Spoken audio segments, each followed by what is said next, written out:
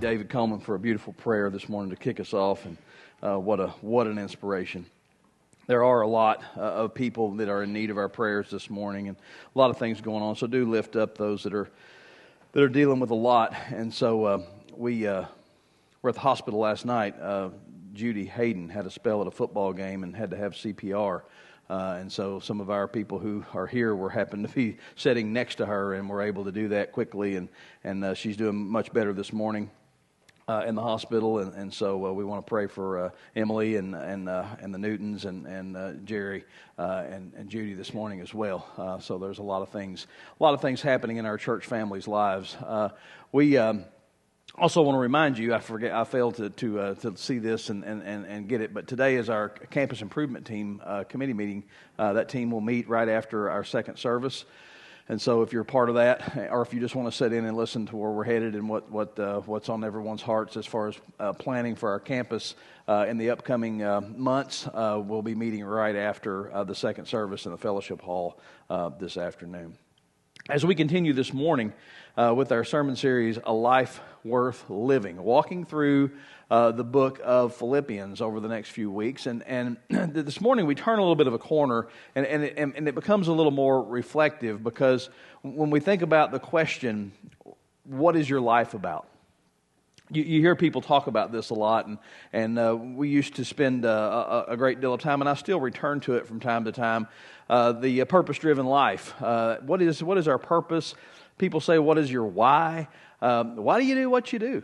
Why do you get up in the morning and do what you do, and what drives you? What is the center of your heart? What makes it happen? And so we've been walking through Paul's letter to the Philippians, and you start to catch on as to why this letter is so important to us 2,000 years later. Okay, it's still pertinent. It's still relevant. It is still very much truth and very important to us. And so I'm going to review just a little bit on where we were, and just so that everybody's kind of on the same page and understanding. Paul is writing this letter to the church at Philippi from house arrest. Okay, Paul had 2 imprisonments. This is the first. This was not dungeon imprisonment. This was he was under house arrest, and so he couldn't leave where he was, and he was literally chained to Roman guards every day, and so his freedom was restricted, but he was still under arrest and in an uncertain situation, right? You all understand, and we all understand that situations like that can turn on a dime. Especially what Paul was doing and how he was utilizing that freedom that he did have to be able to speak to these guys and to impact them. You never know. So his circumstances are not easy. They're difficult at best, but he's making the best out of it. His future is uncertain. There's a lot of criticism coming of him as a result of this. But regardless of the criticism, regardless of everything else, Paul's message is joy. His message is joy, and he keeps speaking about joy. And so last week we talked about how God can use hard things. God uses hard things. It's one of those things that I have to remind people all that when they're going through something that's so super hard, it's always difficult to say, hey, you understand that God usually takes your most difficult trials and then He turns them into your ministry. Because here's the thing, you're not alone. You're not alone. The pain that you're enduring, or the situation that you're going through, or whatever it is, whatever you've experienced, the loss of something, or the inability to do something, or the struggle of something, someone else is in that same situation. And God will bring you through that. And as He brings you through that, He will bring you and pair you along and bring you alongside someone else to help them through the same thing. And so that's just how He works, and that's what He does. And so Paul is starting to help us understand that and help us to see that. Paul's imprisonment didn't stop the gospel. As a matter of fact, it furthered it. It gave him a platform that he didn't already have. He couldn't go into the Roman leadership. He didn't have access to go into those channels and preach the gospel. So they just sent those guards to him and chained them to him. They couldn't leave. And it's like, hey, brother, let's talk about Jesus while we're chained together all day, right? And so he utilized that. And so it gave him an audience that he wouldn't normally have. But today, we go a step deeper. Paul challenges us a little more, and because all of us have to ask a bigger question. What is my life really about? What are our lives really about? What do you hear these things? What is your why? What is the center of my life? What's the thing that gives my life meaning? What is the thing? Here's a way to kind of size this up, okay? What is the thing that if it were taken away would make you question whether or not life was worth living? Just ponder that. Hold on to that. Hold on to that thought for just a moment. What is the thing that if it were taken away would make you question, would make you wonder, is life still worth living? For some people, it's family. For some, it's career. For some, it's their land, it's their farm. For some, it's their retirement. For some, it's health. For some, it's their kids, it's their reputation.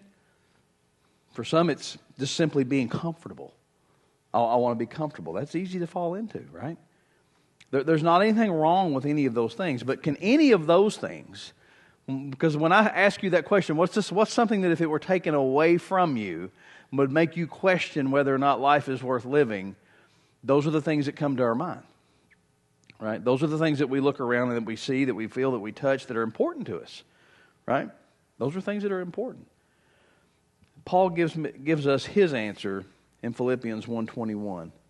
He says, For to me, to live is Christ, and to die is gain. I'm going to read that again because that's one of the most powerful statements Paul ever made. For to me, to live is Christ, and to die is gain. He doesn't say for me to live as my ministry. He doesn't say for me to live as my family. He doesn't say for me to live as my success. He says for me to live is Christ. And that's what we want to think about this morning. Because if we're going to live a life worth living, we have to decide what our life is going to be about. And here's the first thing. Here's what this all rests on. A life worth living has to have purpose bigger than us, right? The opening line of Rick Warren's book, Purpose Driven Life, is, it ain't about you. It's not about you. It's about God. It's always about God, right? And it's not about us. And so that's the thing. And so life worth living has to have a purpose bigger than itself. Let's look at it again a little deeper. Philippians chapter 1, verses 19 and 20 says, For I know that through your prayers and God's provision of the Spirit of Jesus Christ, what has happened to me will turn out for my deliverance. I eagerly expect and hope that I will in no way be ashamed, but I will have sufficient courage so that now as always Christ will be exalted in my body, whether by life or by death. Look what he's concerned about. His concern is Christ being exalted. You see, Paul's circumstances aren't the center of the story. Paul's comfort isn't the center of the story.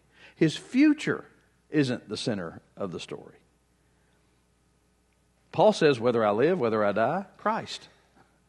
Whether I'm free, Christ. Whether I'm in prison, Christ. Whether people praise me, whether people criticize me, Christ. It doesn't matter. Jesus is the center.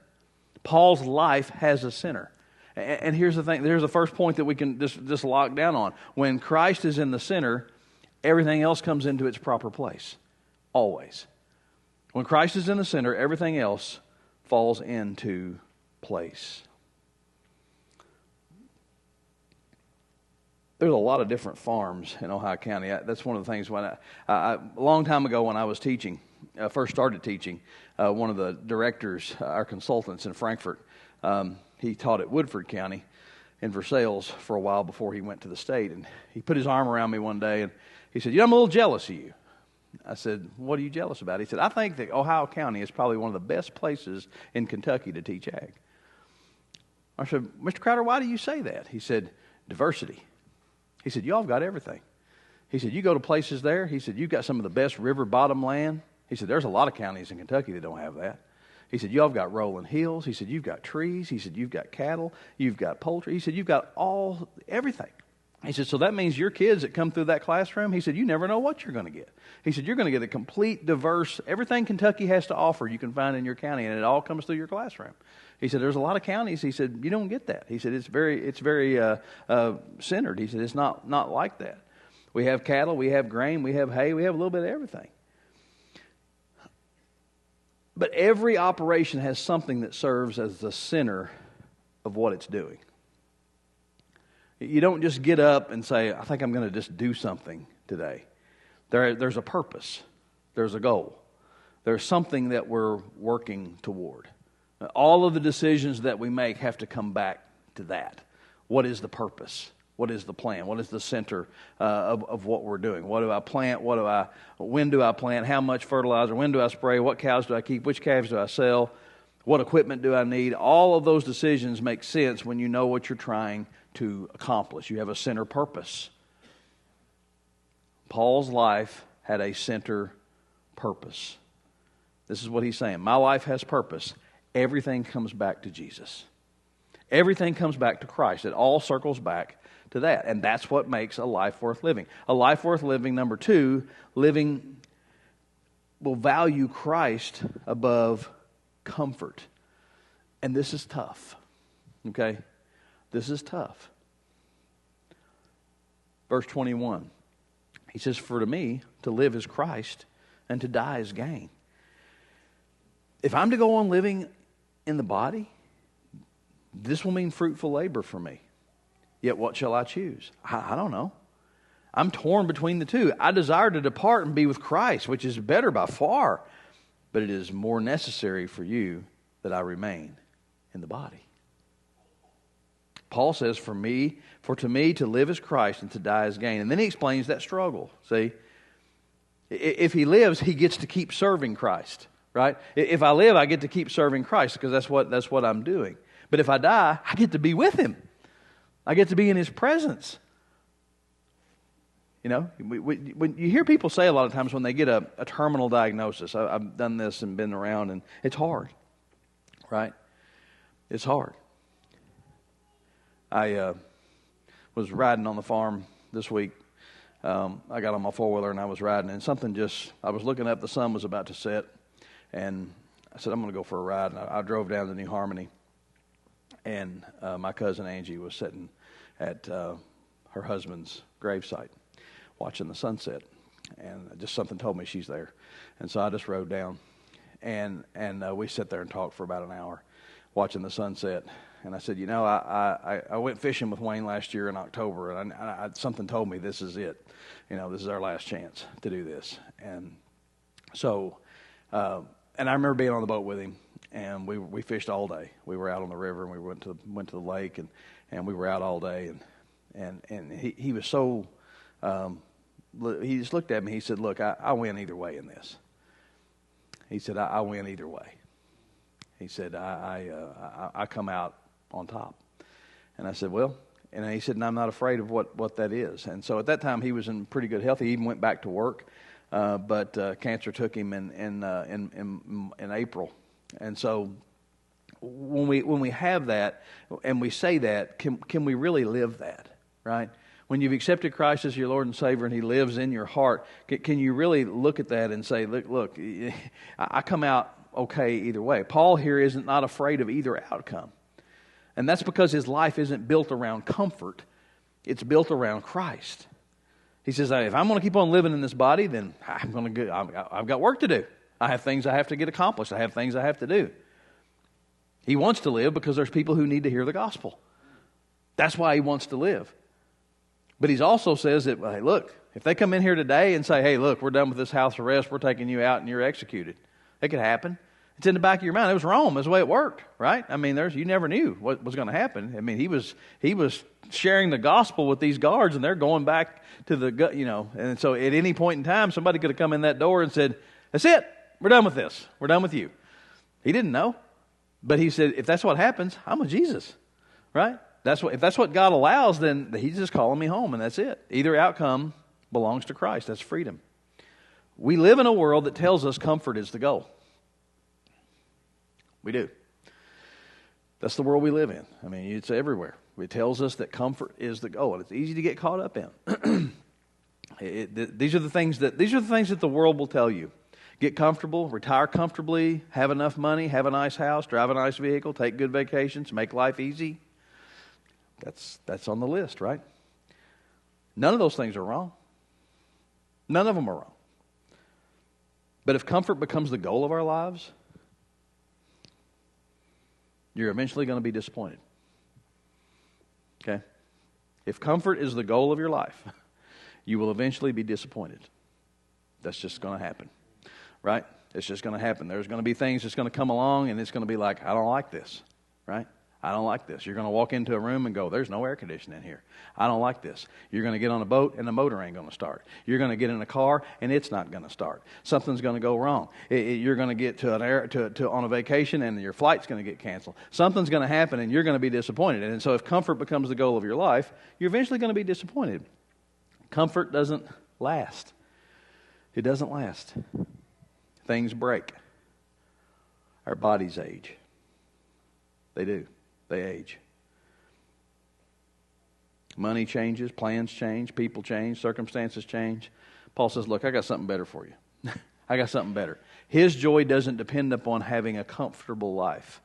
His joy depends upon knowing Christ. That's what his joy depends on. It's like everything else is just whatever. But this is where this is where my joy comes from.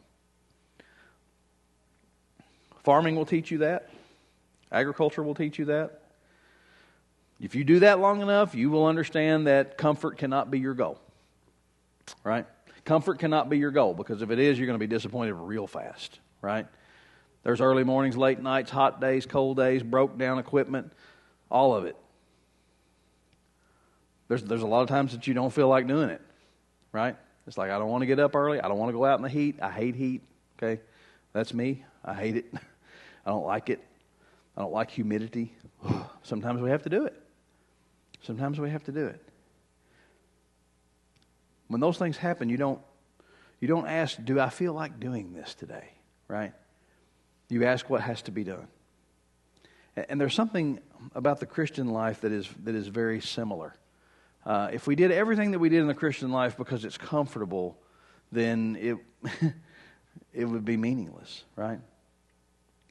Sometimes being faithful means having to do something even when it doesn't feel good doing it, right? It's not always fun and games, and it's not always easy. Sometimes serving Christ means getting up when you're tired, right? Sometimes serving Christ means getting up when you're tired. Sometimes loving somebody means loving them when they're not easy to love, right? Sometimes that happens. Sometimes it's like, ugh, right? Sometimes doing what's right means doing what's right when nobody else is going to notice, right? Sometimes doing what's right doesn't mean that you hang it out on Facebook and say, this is what I'm doing. Life is not built around what makes me comfortable. Life has to be built around what honors Christ. Because here's the thing, number 3, a life worth living will produce fruit. It does come back to that. Okay? Philippians 1:22 says, if I'm going to go on living in the body, then this will mean fruitful labor for me. Right? It produces fruit. Fruitful labor. Paul simply didn't want to stay alive. Right? His goal was not to be warm and breathing. Right? His goal was to do something.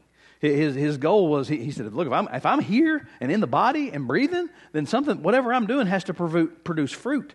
I have to have fruitful labor. We're gonna do something. He wanted his life to produce something for Christ. And that's an important question. What is my life producing? Right? What is my life producing?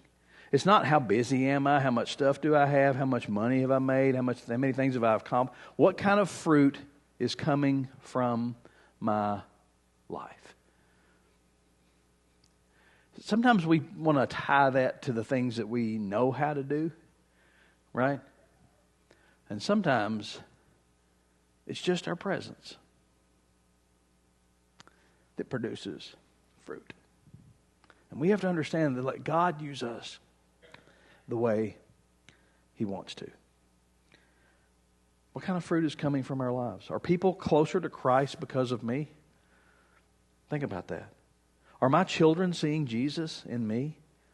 Is my marriage stronger because of Christ in me? Are people at work seeing something different in me? Am I encouraging other believers? Am I serving? Am I giving? Am I sharing the gospel with other people? Is my life producing fruit? We don't just plant crops to watch them grow. Okay? We don't.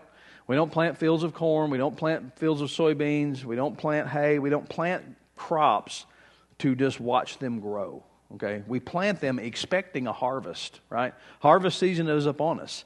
And so people are out looking to see what's going to be there? What's there to get, right? You plant because you expect a harvest. You don't keep a cow just because you enjoy looking at her in the pasture. Although I've been guilty of that to an extent, they got to pay their way, right? They've got to pay their way. Maybe I've kept some a little too longer after they paid their way, but they paid their way, right? The goal is fruitfulness, okay? The goal is fruitfulness, and Jesus taught us the same thing. God didn't save us. He did not save us just so we can occupy a seat, right? You weren't saved and Him come in and go, here's your chair. Here you are. Here's your ticket to heaven. Here's your chair. Just hang on right here and we'll call you when it's your time. That's not it. That's not how it works. He saved us to produce fruit. So Paul says if I live, that means fruitful labor. If God gives me another day, I want that day to count for Jesus. Right? I want that day to count for Christ. Number 4, a life worth living is not self-centered.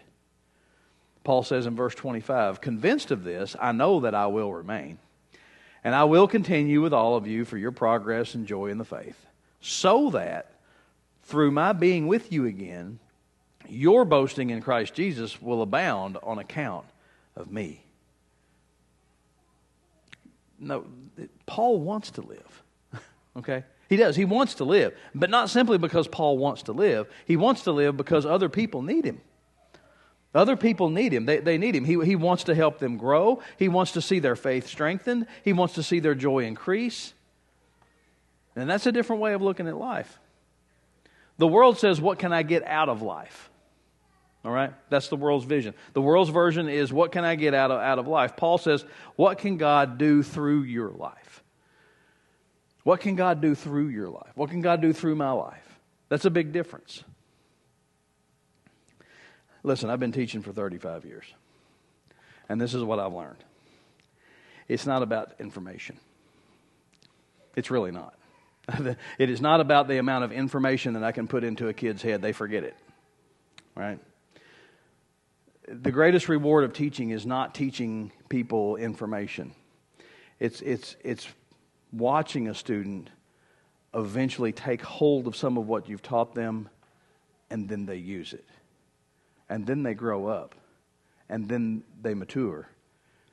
And then you see a difference that has been made. They need to be guided. They need to have somebody with them. They need to be there. That's what makes teaching worthwhile. Same way in ministry. We don't serve just to stay busy. We don't. We serve because we want to see people grow. We want to see people grow. We want to see them get better. We want to see them take hold of life. We want to see them be better. I see some of these boys that I've had, and you when they're with me, when they're 16, 17, 18, you're like, my goal here is to keep you alive, right? I'm trying to keep you from killing yourself, me, and somebody around you, not setting yourself on fire, not falling off a ladder. All of these things that they just do. They just do dumb things. And it's like, I'm trying to keep you alive. And while I'm trying to keep you alive, I'm trying to impart a little wisdom into you, hoping that you will catch on to some of it. Right? But then what we want to see is see them come to Christ. We want to see them become a faithful Christian. We want to see a young person learn to serve. I want to see families restored. I want to see somebody who's far from God come home. I have people all the time in my inbox and that I'm praying for, that I see that are strayed. I've got one young man right now that's just heavy on my heart, and I want to see him get help, right? And so every day I get up, I think about him, I pray for him. I go tonight, I'm thinking and just racking my brain. How can I help him? How can I connect him to what needs to be connected to help this young man find hope? That's fruitful labor. And finally, Paul says, a life worth living stands firm for Christ. Philippians 1:27 through 30 says, whatever happens, conduct yourselves in a manner worthy of the gospel of Christ. And then, whether I come and see you or only hear about you in my absence, I will know that you stand firm in the one Spirit, striving together as one for the faith of the gospel, without being frightened in any way by those who oppose you. This is a sign to them that they will be destroyed, but that you will be saved, and that by God. For it has been granted to you on behalf of Christ not only to believe in Him, but also to suffer for Him, since you are going through the same struggle you saw I had, and now hear that I still have. So Paul turns from his own situation to theirs, and he says, whatever happens, conduct yourselves in a manner worthy of the gospel of Christ. I love that when he says, whatever happens. It doesn't matter. Whatever happens. Paul doesn't know exactly what's going to happen to him, but he knows exactly how he wants to live. Whatever happens, live worthy of the gospel. If life is easy, live worthy of the gospel. If it's hard, worthy of the gospel. If people agree with you, great, live worthy of the gospel. If people oppose you, live worthy of the gospel. If the future is clear, live worthy of the gospel. If the future is uncertain, live worthy of the gospel. He's not telling them to live a perfect life. He's telling them to live a life that reflects the gospel they claim to believe. And that's important. Our Christianity can't be Sunday morning only, right? That is as fake as it gets, and it shows out. It doesn't work that way. It can't be what we believe on Sunday morning. It's how we live Monday through Saturday. It's how we treat our spouse. It's how we talk to our kids. It's how we treat our employees. It's how we treat our neighbors. It's how we conduct business, how we handle finances, how we respond when somebody does us wrong, how we respond when we don't get our way, and how we behave when we believe nobody is watching. Let me tell you something. There's more things watching you now than there's ever been before. You're hard-pressed to go anywhere that you're not recorded. It's always been that way in God's eyes. We get frustrated with that. It's like, well, I don't want to be on. Listen, God, there's not anything that you've ever done, lived through your life, said, spoken, worked, been anything that has not been recorded, right? And one day it'll be reviewed, right? So understand that. Sometimes we get frustrated, like, well, there's cameras everywhere. Well, there's been a camera on you since the day you were born, right? It's God's eyes. He hadn't missed a thing. It's all recorded. He knows everything, every hair on your head. He counts them in his spare time. He knows it all. And we're accountable for that. So that's just the way it is. That's where the gospel becomes visible. A life worth living. A life worth living has a purpose bigger than itself. A life worth living values Jesus above comfort. A life worth living will produce fruit. A life worth living lives for the good of other people. And it stands firm for Christ regardless of the circumstances that we're in. That's the center. For me to live is Christ. So what is the center of your life? What is the center of your life? We've talked about this all morning now. So what is the center? How do you know? This is how you can tell. Okay? This is how you can tell what's at the center of your life. And somebody else could evaluate it and find it, right? If somebody looked at your calendar and where you spend your time, what would they say is most important to you? If somebody looked at your checkbook and pulled up your finances, what would they say is most important to you? If somebody looked at every hour and second that you have, if they looked at an allotment of your time, what would they say is most important to you? If they listened to you and what you talked about, yikes, what would they say is most important to you? If they looked at what you worried about, what your concerns were, what would they say is the most important to you? What's at the center? Because listen, whatever's at the center of your life shapes everything else around it. It does. So what do we walk away with? What's our takeaways for this? What's our walking points? 3 questions. Number 1, what is my life about? What is it about? What is my life really about? Is it Christ? Or is Christ simply part of my life? There's a difference. There's a difference. Jesus doesn't want to be another item on the schedule, right? He wants to be what you center your life around. Number 2, is my life producing fruit for Christ? It's a big question, right? Is my life producing fruit for Christ? If God gives you another year, what will be different because I was here? What will be different because I was here? Who will be closer to Jesus? Who will be closer to Jesus? Who will be stronger in their faith? Who will have heard the gospel? Who will have been encouraged because you're here? Think about that. That's impact. It's impact, right? That's one of the reasons I'm still teaching after 35 years. I look at kids and it's not really about curriculum. It's about life impact. I had a student this week. We were getting ready for the agronomy contest at State Fair. And she pulled out the section on the agronomy test where you have to identify a crop pest. And I watched her light up, right? She said, I love bugs. She said, I just love bugs. It's so cool. And so she's looking at these different bugs that eat crops. And she said, I wish you could go to college and major in bugs. And I said, hey, I got something for you. She said, what? I said, it's called entomology. And you can. I said, my cousin has a master's degree in entomology from the University of Tennessee. I will let you meet him, talk to him about how you can major in bugs, right? And a light just come on, and she's like, oh my gosh, really? I was like, yeah, really. Let's talk about it. Let's look at this. Let's dig in. And I think about what her life may produce and what she may become because of that conversation. Not because of the curriculum or the class that she took or whatever, but because of that one conversation, something that she's passionate about, something that she's excited about, all of a sudden, wow. Who will have heard the gospel? Who will have been encouraged? Whose life can you affect? What fruit will your life produce? And third and final this morning is this. Can you honestly say, for me to live is Christ? It's not easy, okay? You got to think about that. That's a question, okay? That's the question. It's not so much, do I believe in Jesus? It's not, do I attend church? It's not, do I know the Bible? The question is Christ the center of my life? Is Christ the center of my life? Is what I do I do because of Him? For me to live is he didn't say for me to live is Christianity. He said for me to live is Christ. So what makes life worth living? We've spent 3 weeks talking about it. A church rooted in Christ, a life that trusts God when circumstances are hard, and now Paul brings us to the center. Christ must be the center of it all. He has to be the center of it all. See, and here's why. If Christ is the center, then hard things don't destroy us. You see, hard things don't destroy us. The good things don't have to become our gods, right?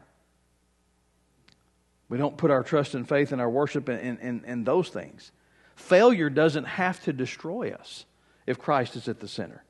Other people's opinions don't have to control us, right? Think about that. And even death doesn't have to defeat us. Oh, wow. Isn't that awesome? For to me, to live is Christ, and to die is gain. Paul said that because he understood something. He understood something. Christ wasn't simply somebody Paul believed in. Christ was Paul's life. He was his life. And that's the invitation for us this morning. It's not try harder. It's not be a better Christian. It's make Christ the center. Make Christ the center.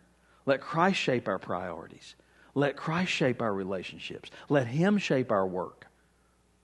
Let Him shape our money, our time, our decisions. Let Him shape our future. Because when Christ becomes the center, life makes sense. Life will begin to make sense. A life worth living isn't measured by how much we accomplish, how much we accumulate, or how comfortable we become. Okay? Hang on to that. A life worth living isn't measured by how much we accomplish, how much we accumulate, or how comfortable we become. That's not it. A life worth living is a life that can honestly say, for me to live is Christ. And if Christ is the center of our life, and whatever happens, we can live with purpose. If He takes away our comfort, if He takes away our health, but He leaves us alive, then we live with that purpose. He's the center. Whatever happens, we can serve. Right? If there's breath in us, we can serve. Right? If there's breath in us, we can serve. Whatever happens, we can produce fruit. Right? I'm just going to go out on a limb here and say that every nurse or doctor that visited David Coleman's bedside was impacted. Right? I just know that. That's just it, right? Because that's what he does, right? He can be flat of his back and unable to walk, but witness to people who touched him. We can produce fruit regardless of what condition we're in, right?